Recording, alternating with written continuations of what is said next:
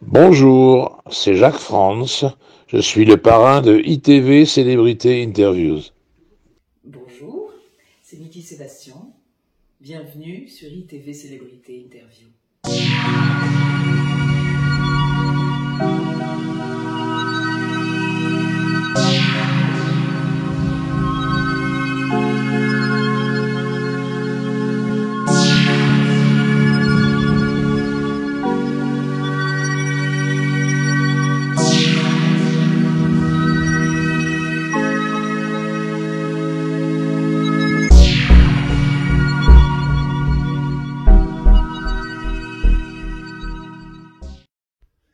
Alors, bonjour Niki, bienvenue sur ITV Célébrité Interview. Merci. Merci de nous recevoir. Petite parenthèse par rapport aux autres gens du doublage, vous avez été très gentil pour m'accepter cette interview. Je trouve que c'est la moindre des choses. Alors, où c'est que vous êtes né, vous? Alors, je suis une étrangère que la France a bien voulu accueillir. Je suis née à Bucarest, en Roumanie. D'accord. Et je suis avec mes parents, qui étaient roumains aussi, et j'ai été naturalisée française au bout de 7 ans. Voilà. Donc je suis française, mais née en Roumanie. D'accord.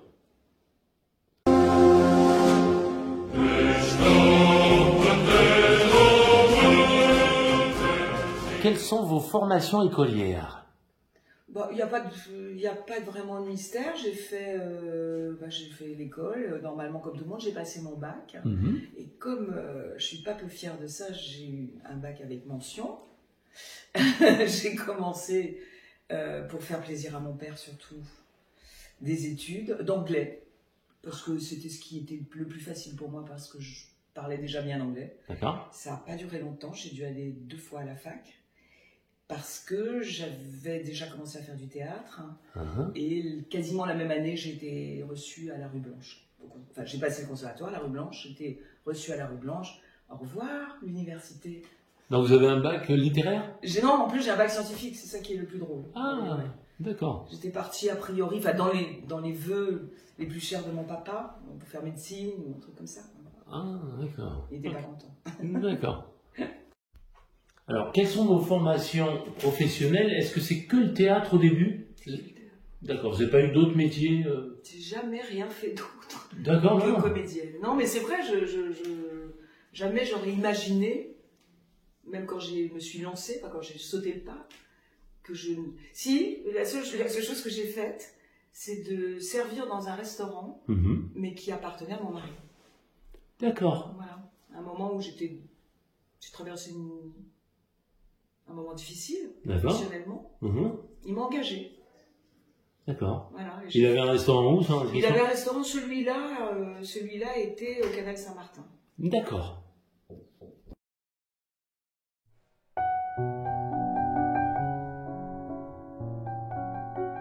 Alors, comment arrivez-vous dans l'audiovisuel? Par le cinéma, par la télé ou le doublage? Aucun des trois, par le théâtre. Par le théâtre, comme d'habitude. Ouais, je dirais, je sais pas si c'est comme d'habitude, j'ai l'impression que, en tout cas, à l'époque, qui était la mienne, c'était plutôt, effectivement, le théâtre. Le doublage, on n'en parlait pas. Le doublage, c'était... Moi, je savais même pas que le doublage existait, quasiment pas. Ce que je veux dire, bien sûr, je savais, puisqu'il y avait des films doublés, mais c'était pas une voix dont on nous parlait. D'accord. Je voulais être acteur. Et... Donc, à partir du moment où j'ai commencé des cours de théâtre dans un conservatoire de banlieue, puisque j'habitais en banlieue, d'abord sans forcément penser que ça serait mon métier un jour. Et puis, je suis rentrée à la Rue Blanche, et là, les choses se sont enchaînées. C'était qui le professeur à l'époque, là? C'était un vieux monsieur qui s'appelait Teddy Billis.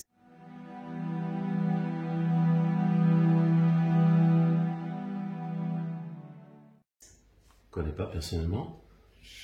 Je pense que si vous tapez Teddy Billis, oui, on va trouver. Bien sûr, parce que c'est une tête que... Et ensuite, j'ai changé de classe, je suis allée chez quelqu'un qui est à la Comédie Française aujourd'hui, qui s'appelle Michel Favori.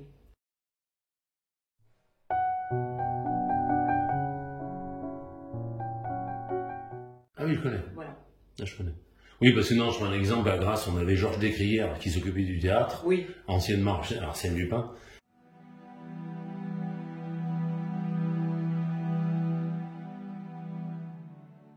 Qui est décédé, non? Des fois, c'est plutôt le théâtre. Quel est votre domaine de prédilection, dirons-nous, où vous vous sentez le plus à l'aise? En tant que comédienne, le doublage. Ah, pourquoi? Alors ça va Attention, quand vous jouez seul ou accompagné? Ah non, le doublage, je dirais. Le doublage.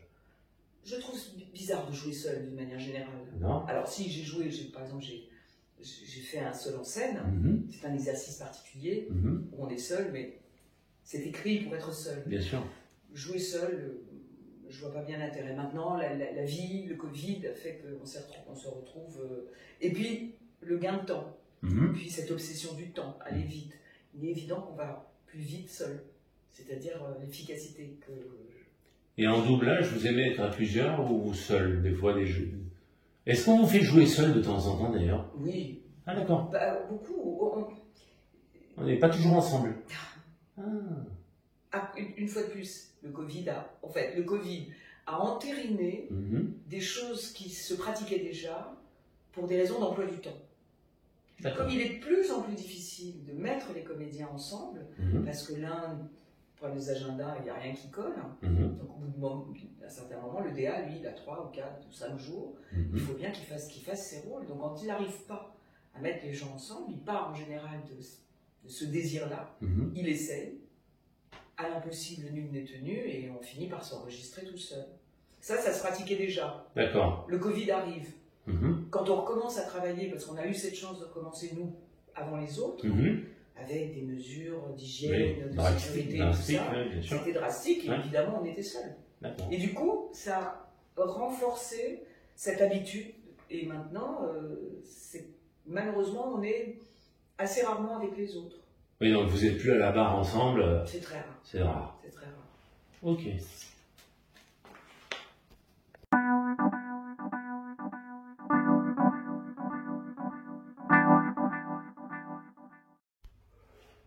Alors, ben justement, vous êtes très doué car vous avez fait peu de théâtre apparemment et vous n'en avez pas besoin alors. Alors, ça aussi, c'est un grand débat.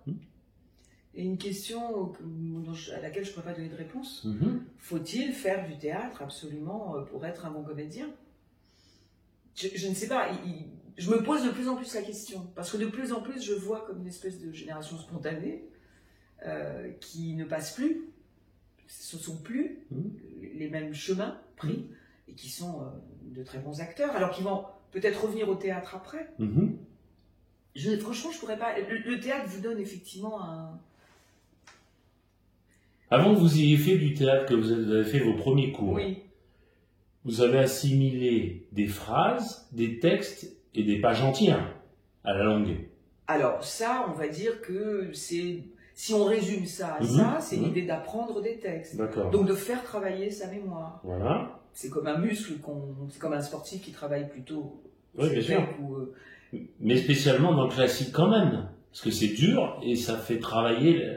Ça fait travailler mais ça fait pas de vous un bon acteur. D'accord.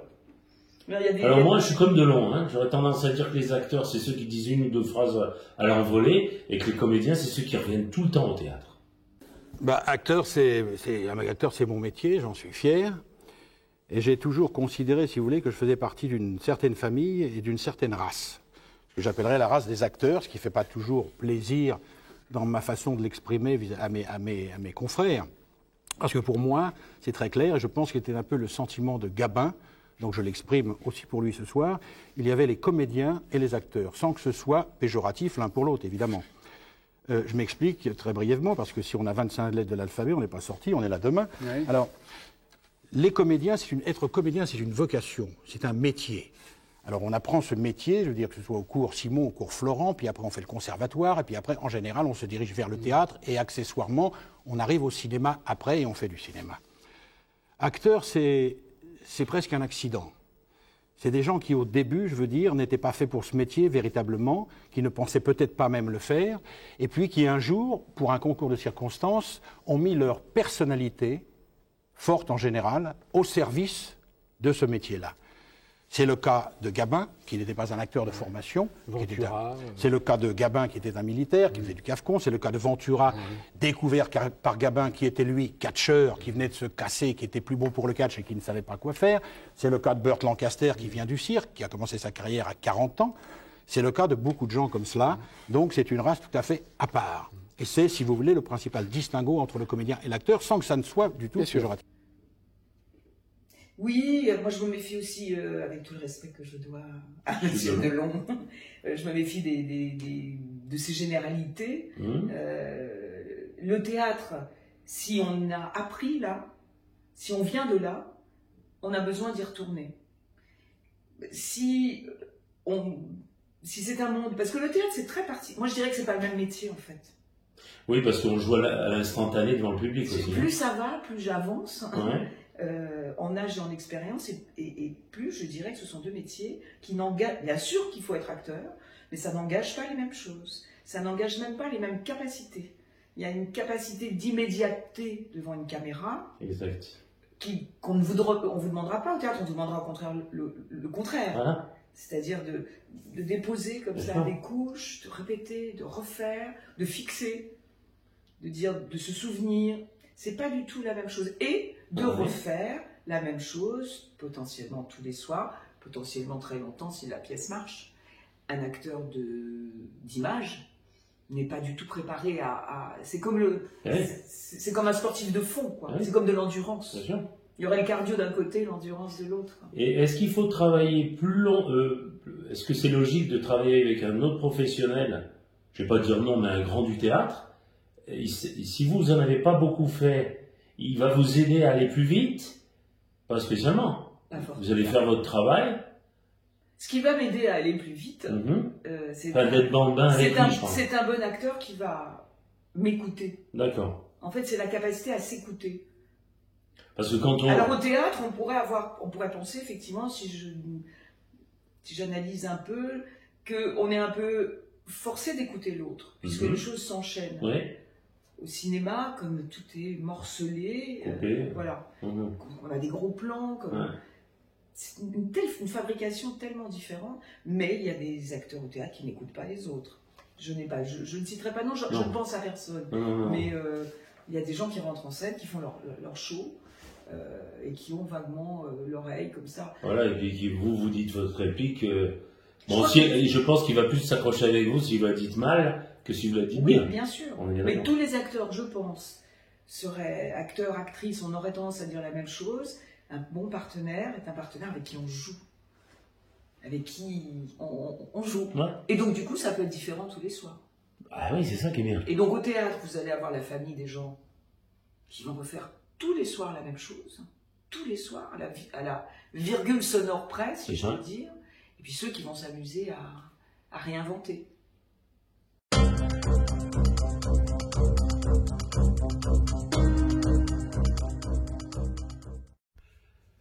Alors, vous avez peu joué au cinéma. Oui. Pourquoi? Oui, pourquoi? Serait-ce dû aux autres prestations? Vous avez eu trop de travail dans d'autres? Vous avez choisi vos rôles plus? Non. Si je voulais écrire la légende, je vous dirais oui, j'ai refusé beaucoup de choses. Non. La vie, elle décide aussi des fois pour vous. Moi, j'avais pas une ambition particulière. C'est-à-dire, si je m'étais dit, je veux faire du cinéma. Moi, ce que je veux, c'est mon nom en lettres plus ou moins d'or sur l'affiche. Et en fait, j'ai oublié de vous demander pourquoi vous aimez ces métiers à la base. Comme certains, il y en a qui veulent être vus, hein. J'adore être vu. Oui. Vous faites votre travail, mais vous aimez quand même jouer. Oui. Donc vous obturez le côté je veux être vu. Oui. Et logiquement, on est vu dans ce métier. Je sais, c'est pour ça que je parle. Est-ce que vous seriez une fan de théâtre pour être vue sur scène de théâtre, cinéma? Doublage, on nous voit moins. Oui, on ne nous voit pas du tout. Mais... Ou est-ce que vous aimez les interviews? Non, j'aime pas les interviews. D'accord. J'aime en fait, je suis un peu pas très bien équipée pour ce métier. D'accord. Parce que j'aime pas être vue. En tout cas, j'aime pas être... j'aime pas voir qu'on me voit, c'est-à-dire j'aime pas qu'on me regarde. Alors, compliqué la fille, t'aurais dû faire autre chose. Et donc dans le doublage, ceci expliquant cela, c'est vrai que j'ai... Et vous avez une chance inouïe si vous avez une voix magnifique. Oh, j'ai eu, de toute façon, Thierry, je n'ai eu que de la... Enfin, vraiment, j'ai eu de la chance parce que quand je me souviens de la façon dont j'entre dans le doublage, c'est une chance folle qui ne pourrait plus. Vous savez qu'il y a plein de gens, quand je leur demande, quand je leur dis, où ils voient votre affiche sur Facebook, sur les différents liens sociaux maintenant, ouais. On me dit, mais attends, c'est Sharon Stone ou pas? Oui, c'est rigolo.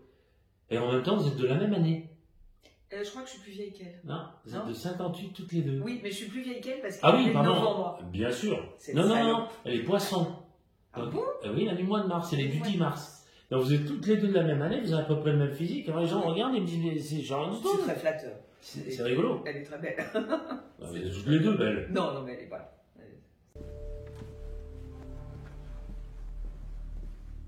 Je suis venu vous informer que le marché des quotas de CO2 a été infiltré par des escrocs à la TVA. J'ai à ma possession tous les documents pouvant attester l'authenticité de mes propos. À vous de voir si ça vous intéresse. Vous les avez ici avec vous? Je vous les communiquerai en échange d'un service dont j'ai besoin. Un service que vous êtes la seule à pouvoir me rendre. Je voudrais récupérer la garde de mon petit-fils, Tom. Pour l'instant, il est chez son père. Et je ne pense pas que ce soit la meilleure des choses pour lui. Monsieur Goldstein, vous savez très bien que la police ne peut rien contre une décision de justice. Encore moins lorsqu'il s'agit d'une décision prise dans le cadre des affaires familiales. Dans ce cas, je vous laisse à vos histoires de chèques sans provision. Et à vos escrocs à la petite semaine. Bien. Le fait que vous m'apportiez une affaire présumée juteuse ne vous donne pas le droit à un tel mépris, cher monsieur. Vous voulez que je vous rende un service? Moi, j'ai besoin de savoir si ce que vous dites est vrai. Les documents, vous ne les aurez que si vous parvenez à satisfaire ma requête. En attendant, creusez autour du nom suivant. Montana Trading. Vous avez fait des téléfilms et des séries télévisées. C'est dû au format plus court aussi.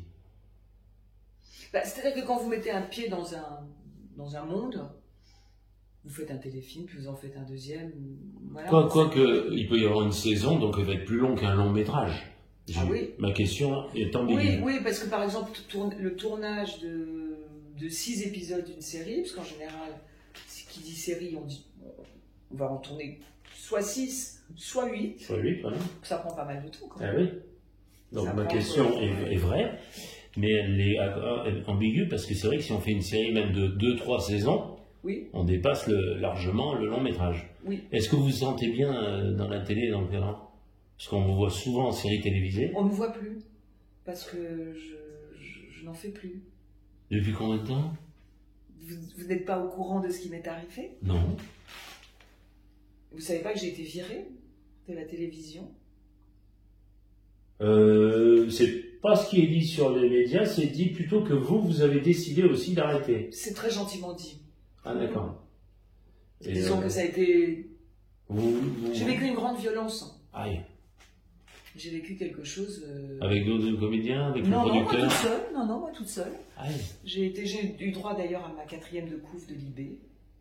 Ça m'a valu ça. J'aurais préféré qu'on me la fasse pour autre chose, mais... Que vous est-il arrivé sur l'expression? Je me suis fait virer d'une manière absolument dégueulasse. Parce que vous étiez quand même pas d'accord sur quelque chose? Non. Non. Comme ça. Je me suis fait virer 5 jours avant le début du tournage. C'était en 2015, ça va faire 8 ans. Non. Et la personne qui avait le pouvoir de faire ça en a un encore plus grand aujourd'hui, donc je ne tourne plus. Aïe, aïe, aïe. Alors après, là où intervient le choix, parce que je détesterais qu'on me voit comme une victime, parce que je ne suis pas. Voilà. J'ai été victime d'une grande violence, mais c'est la violence du monde du travail.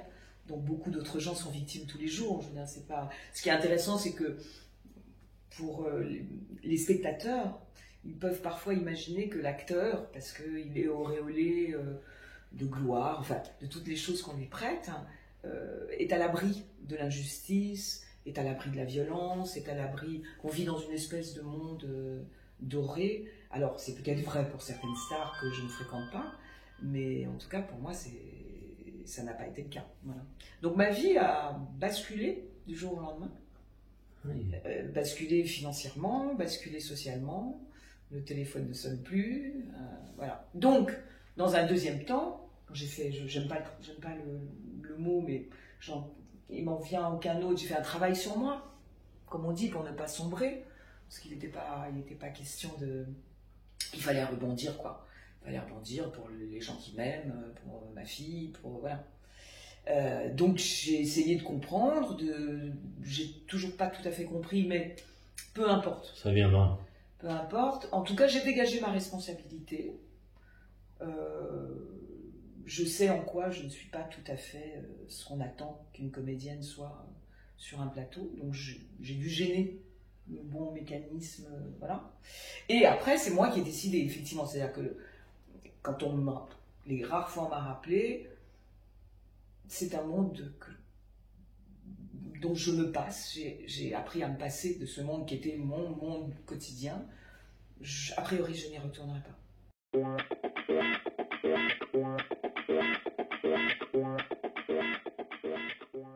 Comment démarrez-vous le doublage? Grâce à quelqu'un? Non, enfin oui. Je joue à l'époque la pièce que tout le monde vient voir. Je vous parle d'un temps. Je joue la pièce de Milan Kundera, qui l'a fait connaître en France, qui s'appelle Jacques et son maître. Ah oui. Personne ne connaissait Milan. Et... Je ne connais pas Milan aussi, oui. Mais je connais la pièce. Voilà, alors je joue cette pièce, je joue au Théâtre des Mathurins, qui venait d'être repris par un homme magnifique, qui n'est plus, mais une personne merveilleuse qui s'appelait Henri de Menton, qui avait racheté les Mathurins, refait les Mathurins, et le premier spectacle qu'il a proposé, c'est Jacques et son maître, qui était un gros succès. Je me souviens que Mitterrand est venu, Jacques Attali est venu, enfin, c'était des souvenirs de jeune fille. Et je joue. Vous aviez quel âge? J'avais 23 ans. Ah oui. J'avais 23 ans et j'avais un petit rôle. Et je jouais avec une femme qui est décédée, qui s'appelait Jacqueline Staupe. Bien sûr. Voilà. Et Jacqueline me dit un jour, en arrivant au théâtre, en partant du théâtre, peu importe, elle me dit, tu veux pas faire du doublage? Je dis, c'est quoi le doublage? Quasiment, je dis, c'est quoi le doublage? Elle me dit, bah si, tu sais bien, les versions françaises. Bah ouais, je sais pas. Et il se trouve donc, et me voilà partie au studio de Boulogne, qui n'existe plus, c'est là où il y a Canal maintenant, et j'ai rendez-vous avec Costa Gavras.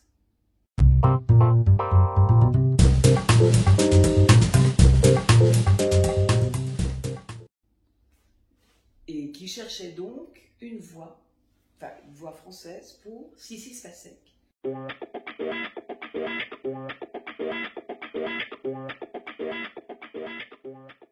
Oui. Et pour son film, qui n'a pas eu la palme, mais comment il s'appelle, c'est pas possible que le comédien principal, c'est horrible les trous, ne vieillissez pas. Bref, donc je suis arrivée sur ce grand plateau, il y avait Costa, et il y avait un monsieur qui s'appelle toujours, c'est un vieux monsieur, mais qui est toujours vivant, qui s'appelle Jacques Lévy, une grande figure du son, de la post-synchro. Et j'ai passé une audition, mais j'y connaissais vraiment, je ne savais même pas. On m'a dit, vous savez comment ça marche? Je dis, je ne sais pas du tout comment ça marche. On m'a dit, bah, il y a le texte comme ça, il y a la barre comme ça, et il faut dire le truc en même temps. Et j'ai été prise. Et là, ça a été, c'est un souvenir incroyable. J'ai travaillé avec Daniel Gélin, avec Catherine Allégret, Simone Signoret est passée nous voir sur le plateau. Bon, voilà. Et voilà comment j'ai commencé. Pour autant, je ne me suis pas dit, ah, c'est chouette, j'ai fait ça. Et ce n'est qu'après qu'on est venu de nouveau me solliciter. C'était le bouche à oreille, ça avait fonctionné. Quelqu'un avait dit à quelqu'un que je me débrouillais bien, et voilà, et ça a commencé comme ça. Est-ce que c'est normal? Moi, il y a un truc que je trouve pas normal. Je respecte énormément le doublage, je ne serais pas là aujourd'hui. Pourquoi on prend des comédiens? Vous, on trouve normal, vous avez fait beaucoup de doublage, on vous connaît maintenant. Oui.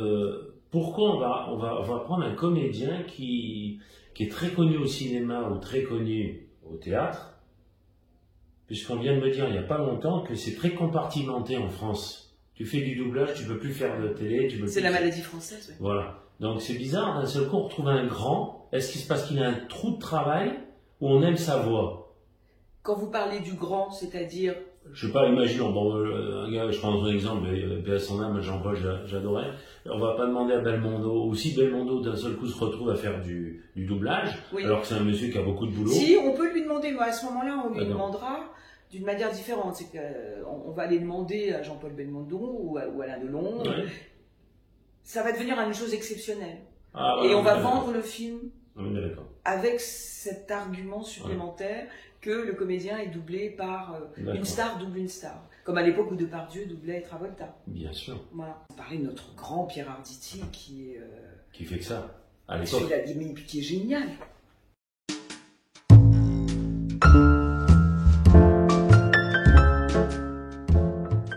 Qui est génial, qui est génial. Moi, j'arrive jamais je n'arrivais pas à reconnaître sa voix. Parce qu'il arrive à se fondre dans les personnages. Par contre, il y en a un, quand on ferme les yeux, c'est quand même Ivrény. Hein.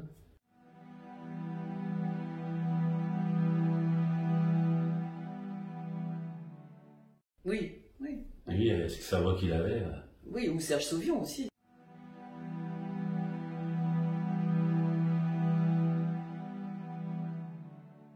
Bien sûr. Voilà. Mais je veux dire, Rémy, il a quand même une voix très...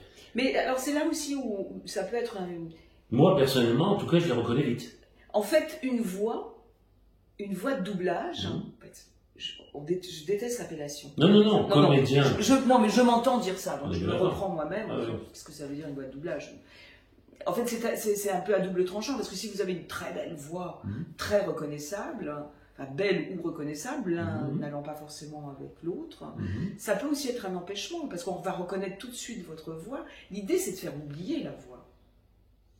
Oui, mais vous, quand Sharon, elle parle, alors c'est parce que je la fais depuis... Voilà, mais au moment où Costa Gavras fait ce casting, pourquoi je me retrouve sur ce casting, en fait? J'ai jamais fait de doublage, je ne sais même pas comment ça marche. Lui, justement, il était connu pour ça, il ne voulait pas de gens de doublage. Il se méfiait un peu des gens de doublage, parce qu'il se méfiait des tics qu'on prend. Lui, il faisait un casting, il le pensait exactement comme un casting de cinéma ou de télé. Il était bien avec vous d'ailleurs, monsieur Gavras? Oui, il est super. J'ai fait 2 films avec. Ensuite, j'ai fait... Rappelez-nous vos 2 films. En doublage, j'ai fait Music Box. Ah oui. Jessica Lange.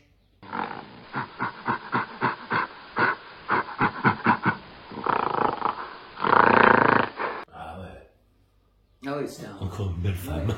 Ouais. Alors, vous êtes la voix principale de Sharon Stone. Bonjour, c'est Niki Sébastien. Bienvenue sur ITV Célébrité Interview. Oui, j'ai cet honneur. Vous lui ressemblez physiquement. Ça, c'est vraiment très gentil. Vous êtes de la même année. Est-ce que vous l'auriez rencontré depuis? Non, je n'ai pas eu cette chance. Je n'ai pas eu l'occasion. Mais rappelez-moi les autres voix les plus spécifiques, hein. Il n'y a pas que elle. Alors, il n'y a pas que elle, mais c'est vrai qu'il n'y en a pas tant que ça. Il y a Whitney Houston.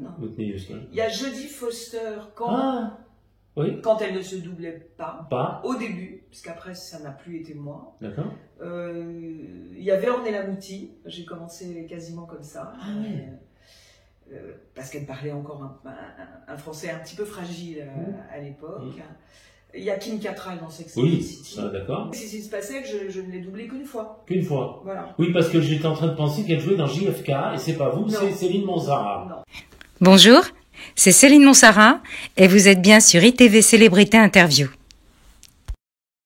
Non, et c'est vrai qu'on est... Alors, je ne veux pas faire de discours féministe. Non, il est vrai qu'il y a un petit peu moins de fidélisation aux voix féminines. C'est pas la même chose. Je veux dire, Jacques, il n'était pas question que ce soit quelqu'un d'autre que lui pour De Niro. J'ai pas l'impression, puisque j'ai même doublé Julia Roberts. Alors. Ça s'est même arrivé. Voilà. Parce qu'en fait, la voix de Julia Roberts, si on écoute la voix en original, j'étais assez étonnée. J'ai appelé Céline qui m'a dit pas de problème, parce qu'on essaie quand même d'être égaux entre nous. Bien sûr. Alors que, quand même, moi, je dois préciser une chose, même si je vais me faire détester par certains de mes collègues de synchro. Un acteur ne nous appartient pas. D'accord. On est très content de le retrouver, on est très content, mais il ne nous appartient pas. En attendant, c'est bien que vous souleviez cette question, parce qu'on me dit souvent, Thierry, si tu veux bien apprendre l'anglais, il faut regarder en VO. Mais manque de peau, j'arrête pas de le dire, et je peux être un des seuls journalistes qui le disent souvent, c'est que si on écoute en français, c'est pas un hasard. C'est parce que vous avez, pour moi, et je le dis souvent, et d'ailleurs, Jacques en était, Monsieur Franz, pardon, en était content de l'entendre, c'est que, justement, si on enlève l'image, on entend vos voix françaises. Oui. On voit pas l'acteur américain, je vais vous dire, franchement, c'est pas gentil pour les acteurs américains, on s'en fout, enfin moi je m'en fous. Ce que je veux c'est entendre la voix de Sharon Stone, la voix de Jack France. Vous voyez ce que je veux dire? Et ça, ils n'ont pas compris les gens, parce que ça veut dire qu'en fin de compte, ils n'aiment pas tant le doublage que ça. Oui, parce que c'est le rapport à la voix.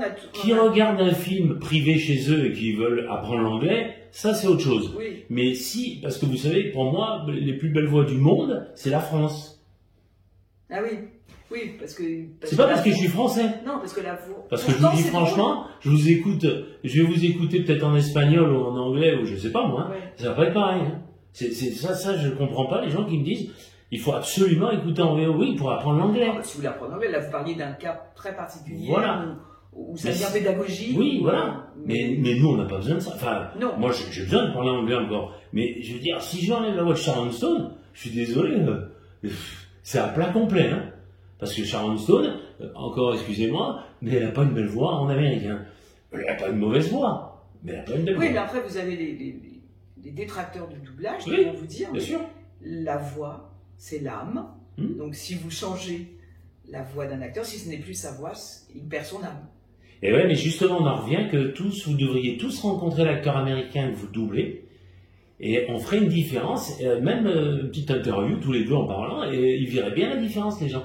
Ils l'ont pas compris, ça, je pense. Moi, en tout cas, je vois ça comme ça. Ouais. Alors, pédagogiquement, on apprend l'anglais en VO, on apprend en VO l'espagnol, on apprend en VO le russe, enfin, ce que vous voulez. Mais alors, en russe, c'est pareil, vous écoutez une voix russe. Vous, Sharon, elle parle en russe, mais on vous met votre voix. Enfin, personnellement, j'ai plus préféré la vôtre, hein. Oui, moi, ça n'engage que moi. Hein. Moi, par exemple, je n'écoute pas de VF. Jamais. Ben ouais, mais... Jamais, j'adore. Oui, mais vous parlez couramment anglais. Oui. On est bien d'accord. Mais je ne parle pas couramment chinois, ni japonais, ni italien, ni espagnol. Et pour moi, la voix d'un acteur, je me souviens... Et je vous défie d'entendre votre voix en allemand. Enfin... Oui, si, ça m'est arrivé en plus. Enfin, mais c'était pas moi, j'étais doublé en allemand. Ah. Mais je me souviens, ce fameux monsieur dont je vous parlais, de Jacques Lévy, qui est un homme que j'aime beaucoup et un grand professionnel. Et il avait cette jolie formule. En parlant du doublage, il disait « Le doublage est un mal nécessaire. Ah. » C'est un mal parce que c'est une... Traducteur, traditore, voilà. C'est une trahison. C'est une trahison, que vous le vouliez ou non, mais nécessaire, parce qu'il permet l'accès au film pour beaucoup de gens qui sinon ne les regarderaient carrément pas du tout. Oui, mais bon, moi j'ai écouté beaucoup de films en slave, comme ça pour m'amuser. Les voix de doublage slave, c'est pas bon, quoi. Parce que ça dépend, comment vous envisagez un film, si c'est une globalité avec... Ben moi, par exemple, si je regarde un film japonais... Ah ben là, c'est spécial, parce que... Même si je ne comprends pas le japonais, et si tout d'un coup, ces gens se mettent à parler français, moi, ça me fait très bizarre. C'est ça qui me fait bizarre. Ça me fait bizarre, parce que je me dis, je sens que c'est... Alors, si c'est vachement bien doublé, je vais finir par oublier, mais... bon, c'est un peu, je ne veux pas avoir l'air un télo, mais une langue, c'est quand même, une langue, c'est plus qu'une, c'est l'âme, c'est une âme, c'est une spécificité, c'est une particularité. Les Italiens, quand ils parlent, c'est tout d'un coup, les Anglais, les films de Ken Loach, où c'est un anglais très particulier, très...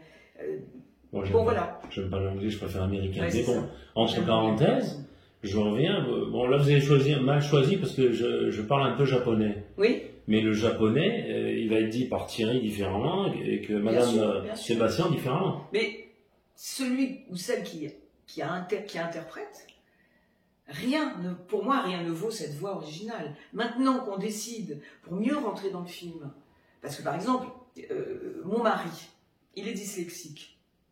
S'il se met, je l'ai emmerdé quand on s'est rencontrés. Je lui ai dit, dans cette maison, pas de VF.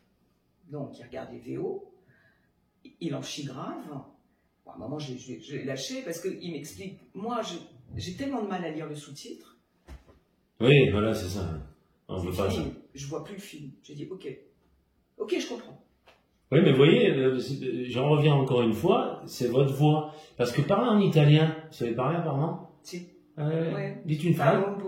Non, parlo bene, ma... Eh ben ouais, mais vous voyez, c'est pas dit la même chose par la voix de Mickey Sébastien en italien, c'est beau. C'est pas parce que vous êtes là, c'est juste que ça vient bien de la langue. Parlez-moi en allemand, je vais dire donc je préfère vous écouter en français.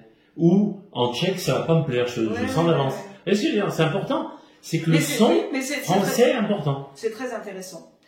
Comment travaille-t-on Sharon Stone quand elle fait des rôles sulfureux? Mademoiselle Tramel?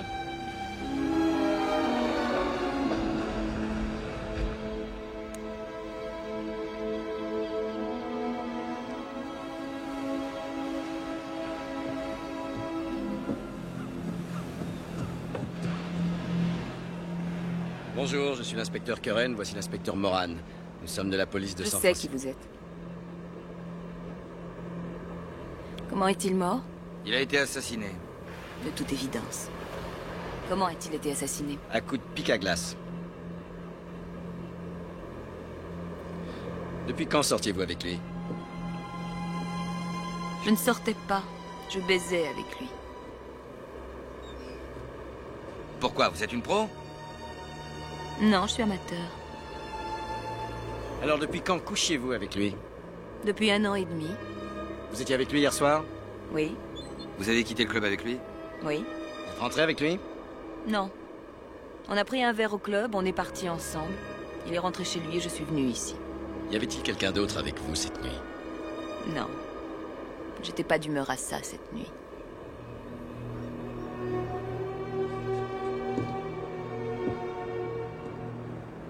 Je voudrais vous demander une chose, mademoiselle Tramel. Ça vous fait de la peine qu'il soit mort? Oui. J'aimais baiser avec lui.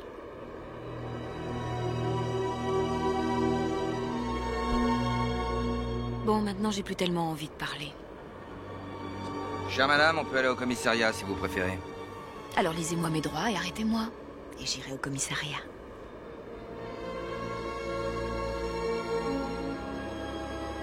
Sinon, foutez-moi le camp d'ici.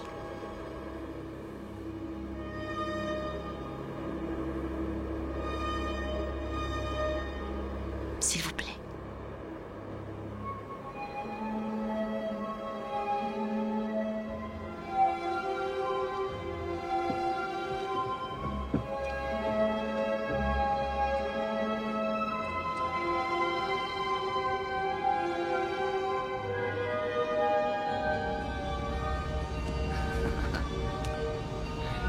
Elle est gentille. Bah, en fait, c'est Bon, tout le monde va revenir à Basic Instinct, non, bien mais sûr. c'est une bonne question parce que enfin, c'est une question qui me permet, moi, de parler de ce qui, pour moi, fait l'exceptionnalité de la synchro, enfin, comme exercice, comparé à tous les autres, c'est-à-dire, comparé à tous les autres. Excusez-moi, quand vous faites un rôle, vous mimez les choses. Des fois. Ça dépend des gens. Ça dépend des gens. C'est pas une question tant de mimer, mais c'est une question de là où vous allez chercher les choses. D'accord. Quand je passe une espèce d'audition sur Sharon Stone, je dis une espèce parce que je fais la bande-annonce, donc je découvre, peut-être, je suis parmi les premières personnes à découvrir le film à l'époque, et je me dis, mais... Attention, partons du premier. Quel est le premier que vous avez doublé avec elle? Basic Instinct. Oui, c'est ça. J'ai pas fait ceux d'avant qui étaient Total Recall, non. D'accord. C'est Basic Instinct qui, à l'époque, effectivement, ce qui me... Je suis moi-même, je suis pas choquée, mais je suis étonnée qu'on me demande ça, parce que c'est pas du tout mon emploi, a priori. Bien sûr. Donc, c'est là où c'est formidable, c'est que tout d'un coup, enfin, pour dire les choses autrement, si j'avais dû passer l'audition filmée, j'aurais été incapable. Beaucoup trop pudique, beaucoup trop inhibé. Ouais. J'aurais jamais... Non, mais justement, les gens qui ne connaissent pas le doublage, je dis, c'est idiot ce que je vais dire. Ils n'imaginent pas évidemment que quand vous faites le doublage, vous faites la scène en vrai comme on le voit. Non. On est bien d'accord. Techniquement, bien sûr. Techniquement, non. Mais vous venez de le dire. On se met dans la situation et dans le sentiment. Et qu'est-ce que ça vous a fait de jouer ce film? Ah mais moi ça m'a apporté énormément. Ça vous a bouleversé? Ça vous avez aimé? J'ai adoré. Ouais. D'accord. J'ai adoré parce que c'était incroyable d'explorer un domaine que moi-même j'ignorais que je pouvais avoir à l'intérieur de moi. Vous voyez ce que je veux dire?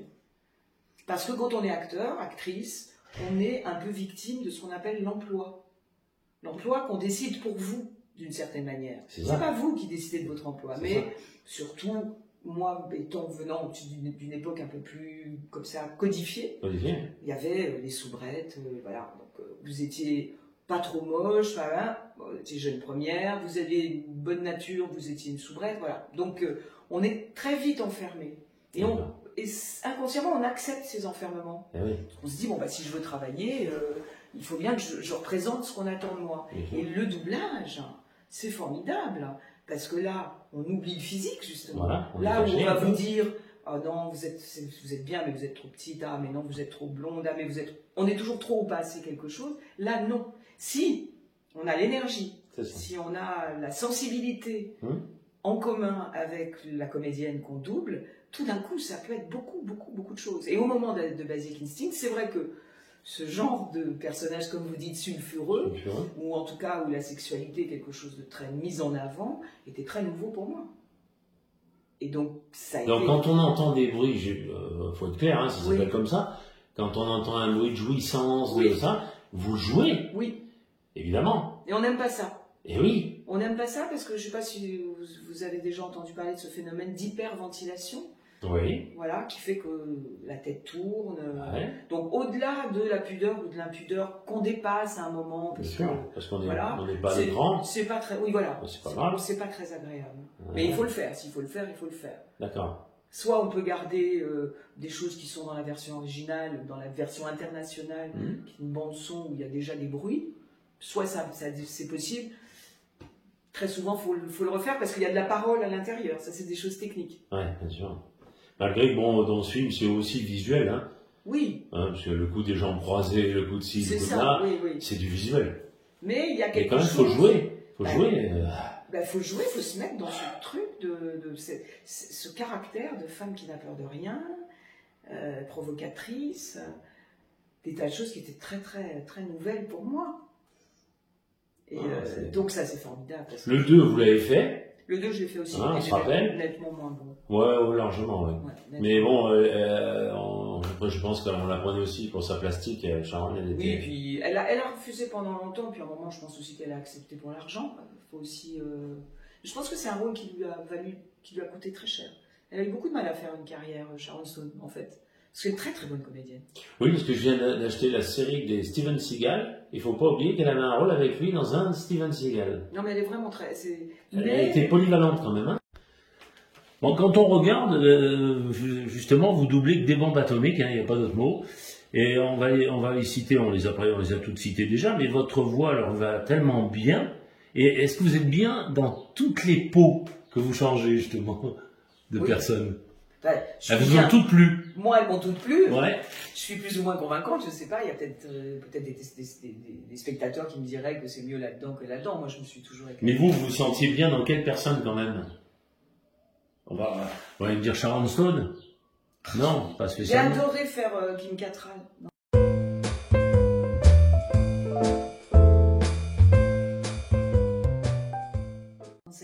Ouais, parce qu'en fait... J'ai adoré ça, parce qu'il y a le côté bombasse, mais bombasse rigolote, c'est-à-dire décalée. Voilà. Parce que c'est vrai que sinon, on tombe un peu toujours dans une espèce de... On prend sa voix d'une façon un peu... Et on tombe dans des trucs un peu truqués. Ouais. C'est ça dont il faut se méfier quand on fait beaucoup. Mais pour vous, qu'est-ce qui agit de suite? C'est pour vous-même, parce qu'il paraît que la personne qui juge de mettre un doubleur, enfin un comédien avec telle voix, c'est choisi avant. Bien sûr. Voilà. Donc vous, quand on vous dit vous allez faire Sharon Stone, c'est elle qui décide, le chef ou la chef du... Oui, alors, en général, quand on double des acteurs de cette importance-là, ouais, il y a des essais. D'accord. Après, on est plus ou moins... C'est pour ça que j'ai propriétaire de la voix, parce que moi, je n'ai jamais pensé comme ça. Parce qu'on peut être très bien quand même sur un rôle et peut-être un peu moins bien sur... Mais bon, peu importe. Mais c'est comme ça que ça se passe. Après, sur des rôles, on n'a pas le temps de faire des essais tout le temps. Donc, ça va être le feeling et la confiance accordée au directeur artistique. C'est son travail, le directeur artistique. C'est-à-dire, ça se fait en 2 temps. Il va diriger le plateau, un peu comme un metteur en scène. Bien sûr. Mais il a un travail au préalable, c'est le casting. Et c'est lui ou elle qui est censé d'abord bien connaître les acteurs de doublage. Bien sûr. Et avoir cette finesse. Et parfois, ça c'est un truc qui étonne toujours les néophytes, c'est quand ils voient les physiques. Ça n'a rien à voir avec le physique. C'est rigolo parce qu'en fait, moi, la première personne que j'ai eu la chance de connaître, c'est encore un Capricorne d'ailleurs, ah oui, on va le dire, c'est M. Benoît Alman, oui, qui est blanc et qui double un noir. C'est ça. Moi, quand j'ai passé les essais pour Whitney Houston, il y avait une noire qui les passait aussi. Ouais. J'ai pas compris. Ça ne serait pas possible aujourd'hui. Aujourd'hui, ça n'est plus possible parce que on a remis les choses et je trouve ça très bien. On a remis les choses des quais. Bien sûr. Mais non, mais je sais pas si c'est comme Medondo par exemple, oui. qui doublait Eddie Murphy et Morgan Freeman à la base. Voilà, et Eddie Murphy, il avait 20 ans plus qu'Eddie Murphy. Ouais, c'est rigolo. Hein. Ou alors des femmes plutôt petites et rondes qui doublent des sublimités très grandes et très... Comme Emmanuel Jacomi qui est blanc et qui double Denzel. On se doute pas parce qu'il a la voix... Et puis l'âge aussi, on est amené, ça c'est génial, ouais. On est amené à... On a l'âge qu'on a, mais on peut investir des territoires avec des personnes beaucoup plus âgées que ce qu'on est, ou plus jeunes, voilà. Et ça, c'est vraiment... Et vous m'enlevez, j'allais vous dire dans la foulée, je veux dire quelque chose, c'est que si on enlève votre voix de Sharon Stone, ça va plus. Et c'est ça le truc. Mais je ne l'ai pas toujours faite, vous savez. Ouais, mais on est habitué, parce que votre voix colle à sa peau. Ça a été un de mes grands regrets. Vous avez été au courant de cette grève qui a agité... on a fait dans le monde du doublage oui, je me rappelle. Grève. Ça y est. Je dis énorme parce que c'est peut-être la dernière grève importante qui a... Je crois que M. Dorval m'a appris des choses il y a 2 jours. Ah oui, sur les... oui, d'accord. Et donc, on a été quelques-uns à être punis, à être sur une liste plus ou moins noire. Et donc, le premier film qui est sorti après la grève, c'était Casino. Ah oui. J'ai pas doublé Sharon Stone. Je me rappelle plus, mais je l'ai pas trop vu. J'ai vu une fois, mais vraiment... Elle est tellement belle. Je pense qu'elle a jamais été aussi belle que dans ce film. Et bonne, parce qu'elle a un super rôle, avec De Niro, justement. Et là, bon, voilà, c'est pas moi qui l'ai faite.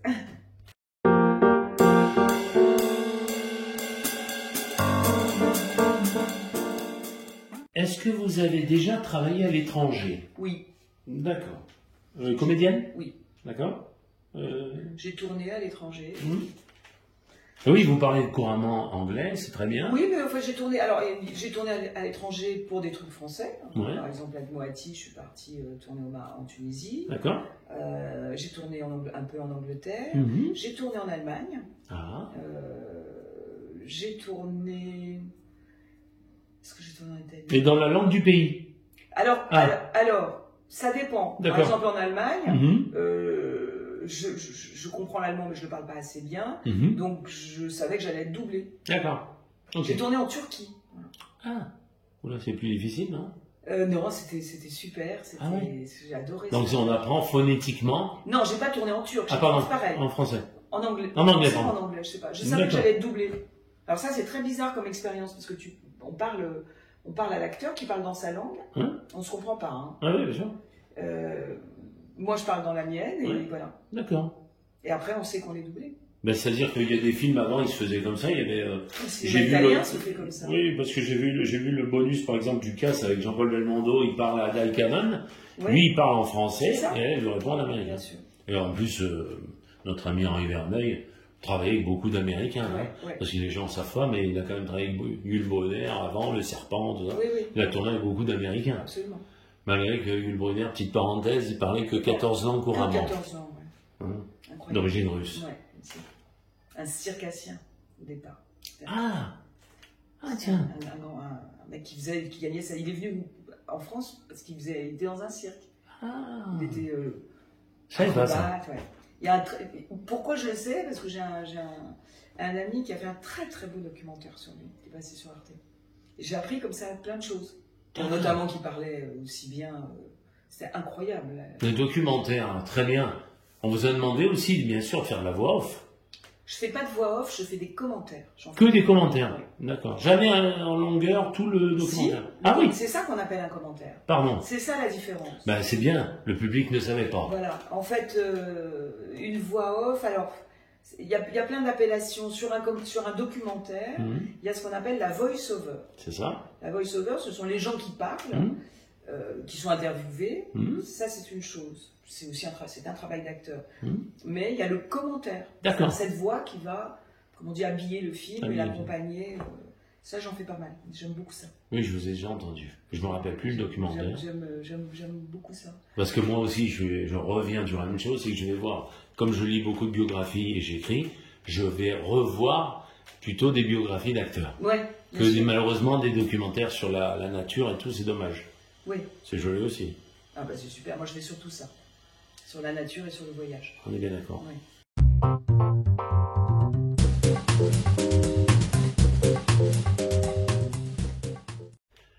Est-ce que vous avez enseigné le doublage? Oui. D'accord. Enseigner, le mot me semble... Ou de directeur de plateau? Ah oui. D'accord. Et qu'est-ce que ça fait de diriger les autres, en fait? Ah, j'ai adoré ça. D'accord. Alors, est-ce qu'on peut expliquer comment ça se passe un peu? Bien sûr. Enfin, je vais essayer d'expliquer parce qu'à chaque fois, ça me semble un peu inexplicable, un peu magique, parce qu'on a affaire à des comédiens. La première fois qu'on m'a proposé ça, c'était il y a assez longtemps. Quelqu'un avec qui j'aimais beaucoup travailler, qui était une espèce de mentor pour moi. Enfin, j'aime le revendiquer comme ça. Il s'appelle Jean-Pierre Dora. Et c'est quelqu'un qui était un grand directeur de plateau, qui a monté une boîte, enfin, avec qui j'ai beaucoup travaillé. Et un jour, il m'a... J'étais jeune, enfin, j'avais 30 ans, un truc comme ça. Il m'a dit, tu devrais diriger. Je me suis dit, t'es fou. Diriger. Comment moi, jeune comédienne, je vais aller... C'est pas donner des ordres. C'est pas donner des ordres. Alors, c'est aiguiller. Aiguiller. Parce qu'on se dit, au départ, je me suis dit, le premier film que j'ai fait, c'était avec Bédondo. Ah, en plus. Ah, il paraît qu'il n'était pas facile. Hein. Non, il n'était pas facile. D'accord. On est bien d'accord. Mais c'était l'épreuve du feu, parce qu'en plus, j'étais une femme, une jeune femme, enfin bon. Mais bon, c'était bien, parce que je pense que quand on avait fait ça... Et en fait, vraiment, j'avais Perrette Pradier aussi, sur le même film.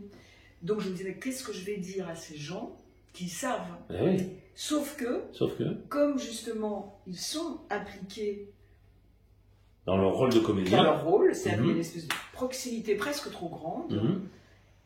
Il faut du recul, en fait. Ouais. C'est quoi un metteur en scène? C'est quoi un réalisateur? C'est quoi un directeur de plateau? Enfin, je schématise un peu. C'est celui qui est extérieur et qui voit les choses se faire. Et qui va dire, ah, non, c'est bien, mais un peu plus ça, un peu plus ça. C'est ça.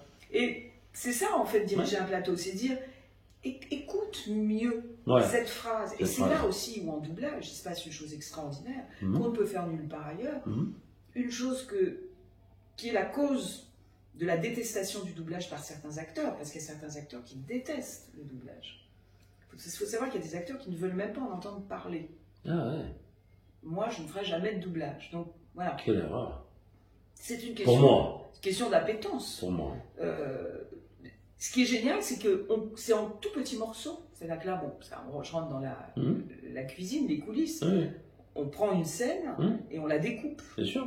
Et on la découpe à l'extrême. C'est-à-dire que, par exemple, dans une phrase, et maintenant la technique permet des choses absolument incroyables. Fabuleuse, hein.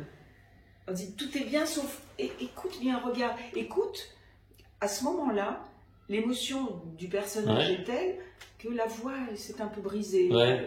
Est-ce que tu peux essayer de retrouver cette émotion? Alors, il ne s'agit pas de copier. Non.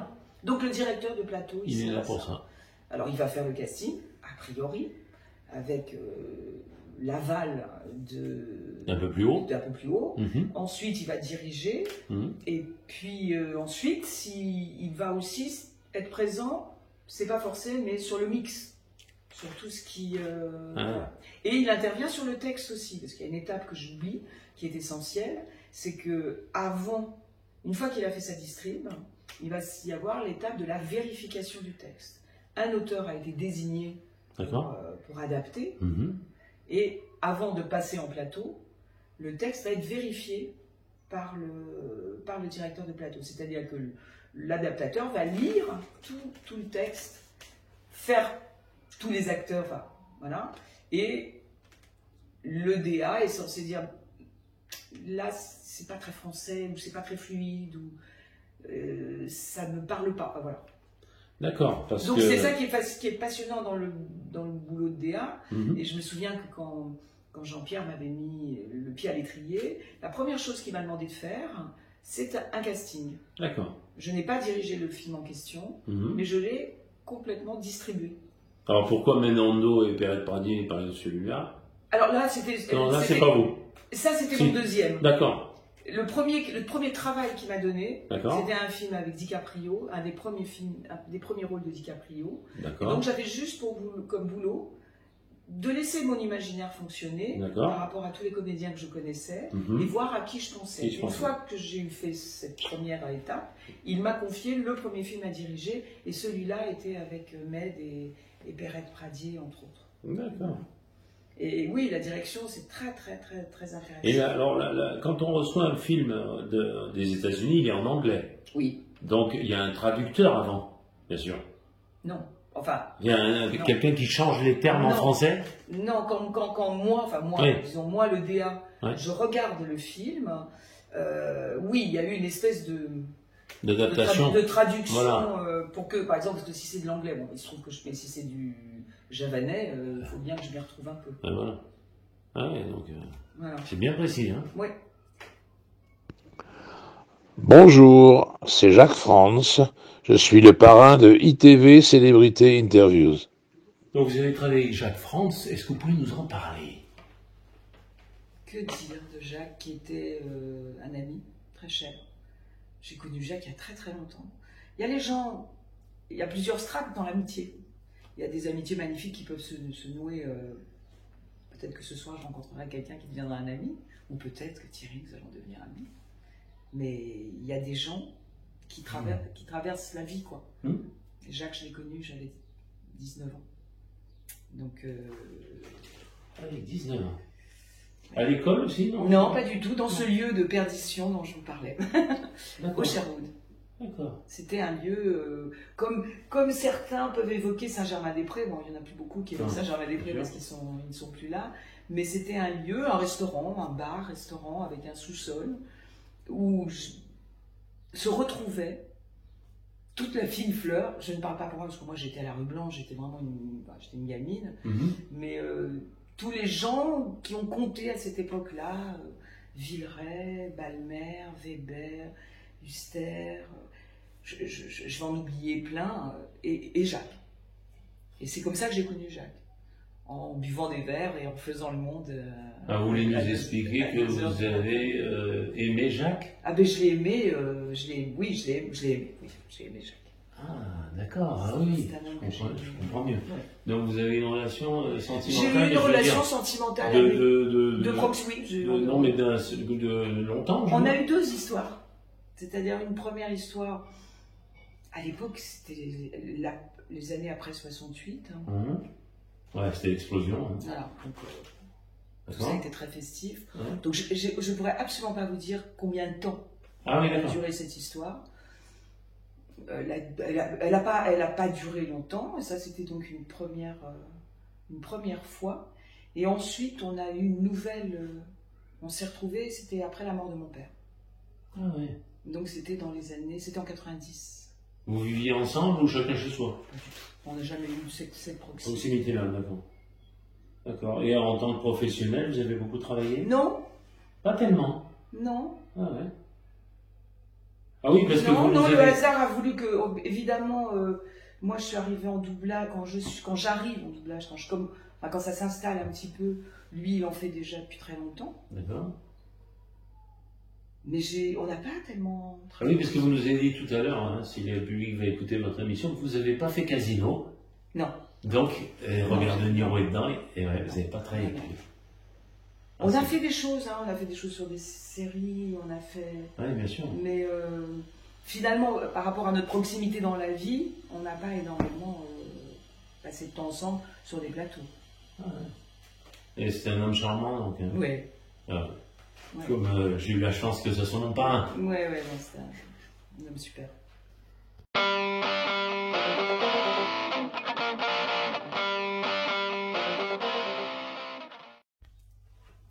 Comment voyez-vous évoluer le doublage dans le temps? Oh, quelle question piège. Non. À laquelle tout le monde va répondre la même chose. J'en sais rien, Thierry, j'en sais rien. D'abord, j'ai pas le don de...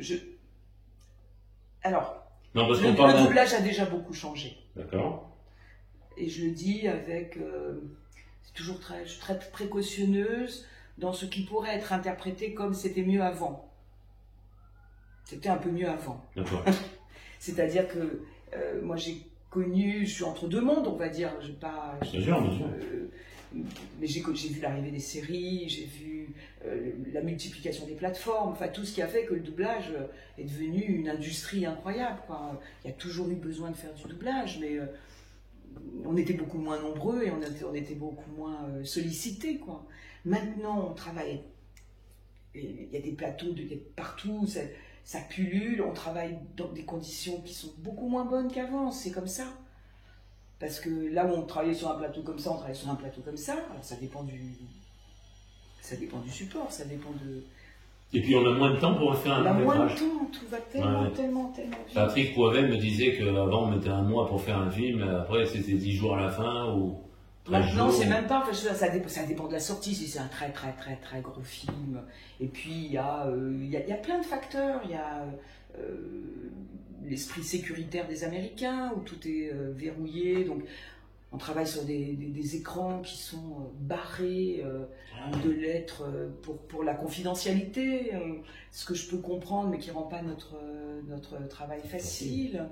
Donc, déjà, moi je suis assez, on va dire, négative, j'aime pas le mot, il faudrait que je trouve le bon mot, enfin, lucide d'une manière pas très positive, on va dire ça, sur la façon dont ça a évolué déjà depuis quelques années, avec des gens qui n'ont plus le temps de travailler en fait. Ça commence avec les auteurs, les textes, c'est surréaliste. Les gens n'ont pas le temps de travailler, donc c'est un peu... voilà.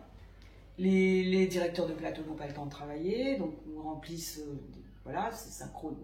C'est pas vrai pour tous les produits, bien sûr qu'une fois de plus, il faut faire le distinguo entre le petit truc qui va passer à 4h de l'après-midi et la grosse sortie cinéma. Je ne peux pas mettre tout dans le même... Bien sûr. Alors, qu'est-ce que ça va devenir maintenant que se profile la menace de l'intelligence artificielle? Oui, voilà, je ne sais pas. Mon côté optimiste, parce que quand même j'en ai un, dirait non, on ne pourra pas remplacer une sensibilité humaine. Et puis mon côté, on va dire, réaliste, même pas pessimiste, je dis, bah, pourquoi on n'y arriverait pas? Qui aurait pu imaginer tout ce qui est arrivé? Donc peut-être qu'on pourra faire des voix, on travaillera sur les voix synthétiques, on leur donnera... Si on part du doublage, c'est de la musique, donc c'est comme un travail musical, ce sont des fréquences. Donc si on chope la fréquence d'une voix, pourquoi pas? Moi je suis vraiment très... C'est ce que disait M. Franck, c'est une sorte de belle musique qui varie, il disait ça lui. Oui, mais cette belle musique, peut-être qu'on peut la copier. On prend une voix, on la décrypte, on la passe, on la scanne. Oui, mais donc ça va bouleverser le gars qui vit que de ça. Ça va bouleverser. Mais Thierry, vous dites pas en ce moment, moi je suis hallucinée par le nombre de métiers qui disparaissent. Oui, et ils disent qu'il va en disparaître beaucoup à cause de ça. Alors, les optimistes disent qu'il y en a qui vont en apparaître beaucoup aussi. Oui, aussi, encore, bien sûr. Mais quel métier, on ne sait pas encore. Mais quels sont les métiers qui ne vont pas disparaître? C'est-à-dire que si...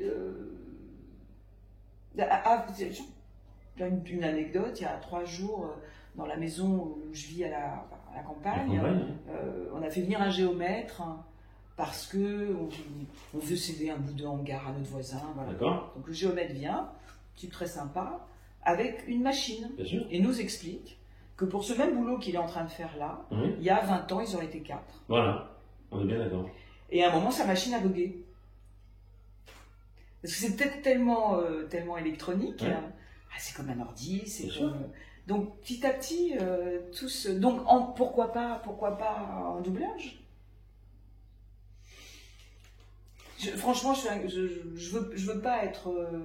négative, comme vous dites. Oui, puis je veux pas être annonciatrice, voire porteuse d'un message. J'aurais tendance à croire que,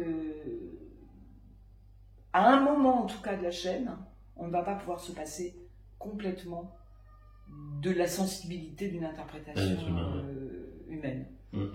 L'avenir me dira si j'ai tort ou pas, mais que beaucoup de choses vont encore changer et qu'on va se passer de beaucoup de gens.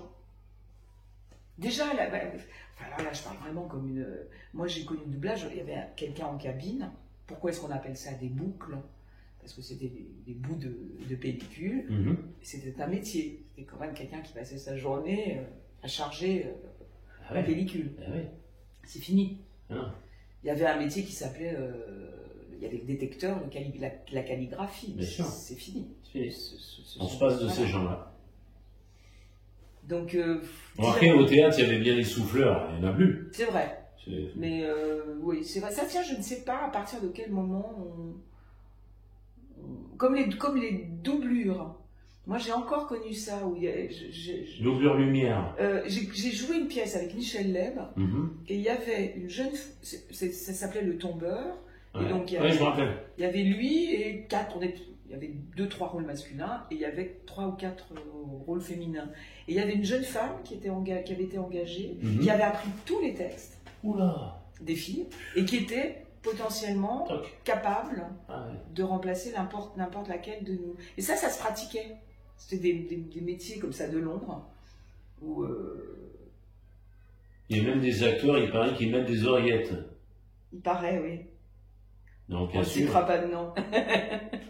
Mickey, merci beaucoup. Merci Thierry. Merci de m'avoir reçu, en tout cas, une de mes plus belles voix féminines. J'espère que vous ne changerez pas d'avis. Non. Quand je parlerai un peu comme ça.